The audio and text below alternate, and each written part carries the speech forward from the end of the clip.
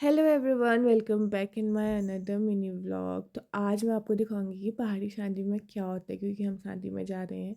तो सबसे पहले हमने पानी पाल लिया था और फिर उसके बदले हमें मिला था एक बूटी का डब्बा। तो यहाँ पे डेकोरेशन इतनी सुंदर होती, तो दुनू और मैंने थोड़ी देर फ़ोटो खिंचाया, मामी हम तीनों ने। फिर जब खाना खुला तो हम लोगों ने खाना खा लिया फटाफट, क्योंकि हमें मार्केट भी जाना था जिसमें सारी चीज़ें होती है, पनीर, राइस, मिक्स वेज और गुलाब जामुन। तो मुझे इतने पसंद है, मैंने 2-3 खा लिए थे।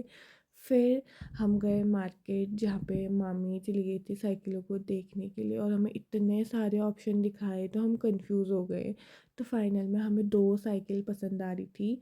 तो फिर उनमें से हमने एक ली है, कौन सी ली होगी गैस करना। फिर रोज़ की तरह मैं चली गई थी ट्यूशन पढ़ाने के लिए, और यहाँ पे नमन कुछ ना कुछ ऐसा बोल रहे होंगे कि मैं उनको ऐसे देख रही हूँ। फिर मैं जब घर आई तो एंजल अकेली थी ना, ये अकेली थोड़ा बोर हो जाती, क्योंकि लूना आजकल है नहीं, वो आया नहीं है।